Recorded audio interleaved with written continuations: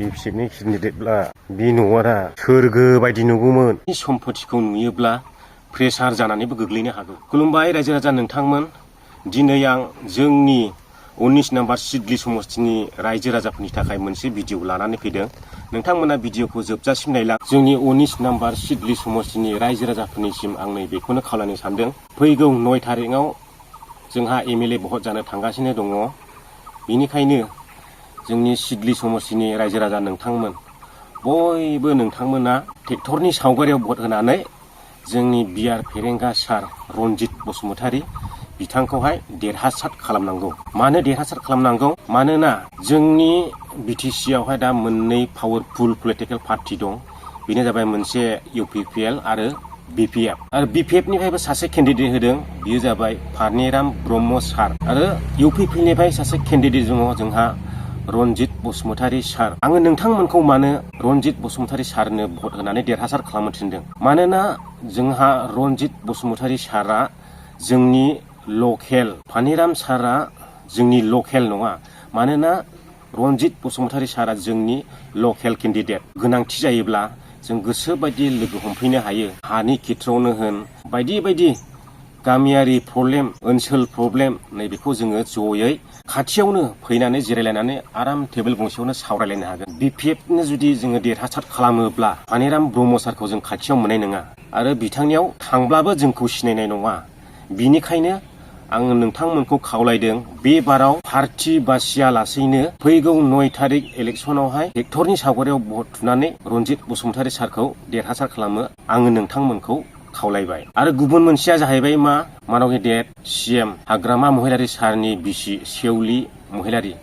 दा बिथाङाबो MLA candidate Kokrajhar डिस्ट्रिक्टआव। बेखौ लानानैहाय आङो फंनैसो खोथा बुंनो सानदों। खोथाया जाहैबाय आङो दहाय बुंदों, नोंथांमोना बिथांजोनि सम्पथिखौ नुयोब्ला प्रेसार जानानैबो गोग्लैनो हागौ। बिथांनियावहाय सम्पथिया ओरैबायदि सम्पथि दायो देखायबाय, नोंथांमोना हयथ' नुबायबो जानो हागौ। बुंनानै फोजोबनो हाया।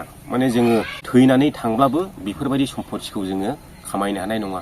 जेसेबांनाखि बिथांनियाव दायो बे सम्पथिया फैदों, बे सम्पथिया बबेनिफ्राय फैखो? बियो जाहैबाय जोंनि गासैबो बिटिसि आव थानाय हारि माहारिफोरनि, रायजो राजाफोरनि डेभेलपमेन्टनि फैसा होननानै जोङो बुंनो हागौ बेखौ। नङाब्ला बिथांमोनावहाय बोरै इसिबां सम्पथि फैखो, बबेनिफ्राय फैखो, बबेहाय खामायना लायखो? बिथांजोआ दायो एमएलए केन्डिडेट जानायावहाय बिथाङा गावनि प्रपार्टिफोरखौहाय श' खालामनांदों।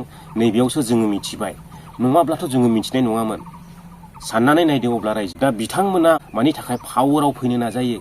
मानोना जोंनि गासैबो रायजो राजानि मोननो गोनां रांफोरखौ, मोननो गोनां स्किमफोरखौ, गामि डेभेलप जानांगौफोरखौ बिथांमोना गावसोरनो लाखिजोबो।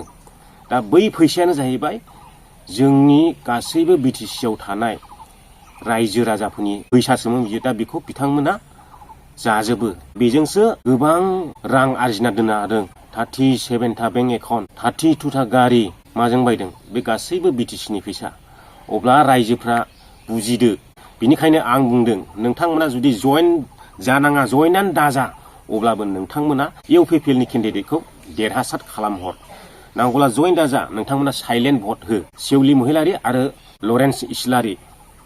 दा बिथां सानैनि गेजेरावहाय सोरखौ देरहासार खालामनांगौ? लरेन्स इस्लारि सारखौ नोंथांमोना देरहासार खालामहरनांगौ, बै जायगानि रायजो राजाफ्रा।